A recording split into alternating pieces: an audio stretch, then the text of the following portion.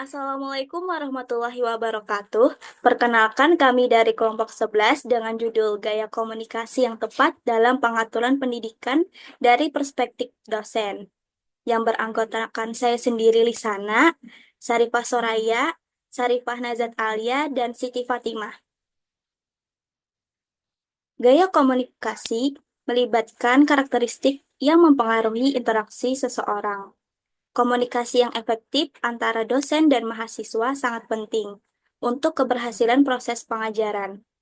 Penelitian ini bertujuan untuk mengidentifikasi faktor-faktor yang mendasari gaya komunikasi yang tepat dari perspektif dosen, serta mengeksplorasi perbedaan pandangan antara dosen laki-laki dan dosen perempuan, serta antara universitas swasta dan negeri. Dengan memahami dimensi-dimensi komunikasi seperti lisan, mendengarkan, bahasa tubuh, dan tertulis, penelitian ini diharapkan dapat meningkatkan kualitas interaksi pendidikan. Selanjutnya ada bahan dan metode. Penelitian ini menggunakan pendekatan kuantitatif dengan desain survei. Partisipan terdiri dari 268 dosen yang bekerja di universitas swasta dan negeri.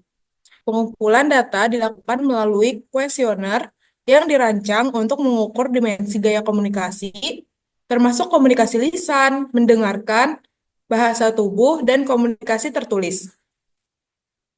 Data yang diperoleh dianalisis menggunakan analisis varians ANOVA untuk menentukan perbedaan perspektif dosen berdasarkan jenis kelamin dan jenis institusi. Metode ini memungkinkan peneliti untuk mengidentifikasi faktor-faktor yang mempengaruhi gaya komunikasi dalam konteks pendidikan tinggi. Next. Hasil dan diskusi penelitian ini mengungkapkan bahwa terdapat 4 dimensi utama yang mendasari gaya komunikasi yang tepat dalam pengaturan pendidikan, yaitu komunikasi bahasa tubuh (BLCS), komunikasi mendengarkan (LCS), komunikasi lisan (OCS), dan komunikasi tertulis (WCS). Analisis Analisis komponen utama menunjukkan bahwa faktor-faktor ini memiliki relevansi yang signifikan dengan gaya komunikasi yang tepat, dan total varian yang dijelaskan adalah 56,7%. Selanjutnya, ada penelitian ini menunjukkan tidak ada perbedaan signifikan secara statistik antara perspektif dosen laki-laki dan perempuan dalam 3 dimensi komunikasi, yaitu LCS, OCS, dan WCS. Namun, perbedaan signifikan ditemukan pada dimensi komunikasi bahasa tubuh yang lebih menguntungkan dosen perempuan. Ini menunjukkan bahwa dosen perempuan mungkin lebih peka terhadap minat dan kebutuhan mahasiswa. Selanjutnya, analisis varian satu arah ANOVA menunjukkan perbedaan perspektif antar dosen universitas negeri dan swasta dalam dimensi LCS dan BLCS. Dosen dari Universitas Koya menunjukkan skor yang lebih rendah dibandingkan Universitas Salah Adin, Cihan, dan Perancis Lebanon dalam kedua dimensi tersebut, yang menandakan bahwa komunikasi antara dosen dan mahasiswa di Universitas Koya dapat dianggap kurang efektif.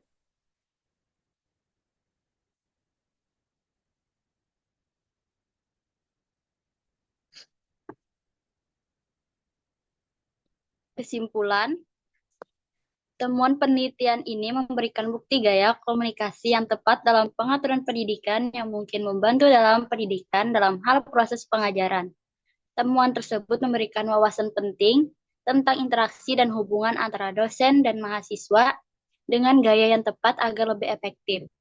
Ketika guru merasa dihormati oleh siswanya, rasa memiliki pada institusi atau universitas, mereka akan tumbuh. Dengan demikian, komunikasi yang efektif akan terbangun jika ada hubungan yang baik antara anggota organisasi seperti mahasiswa dan dosen dan rekan-rekannya, administrator dan dosen, penelitian masa depan untuk menyelidiki perspektif mahasiswa terhadap gaya komunikasi dosen yang tepat direkomendasikan. Sekian dari kelompok 11. Terima kasih. Wassalamualaikum warahmatullahi wabarakatuh.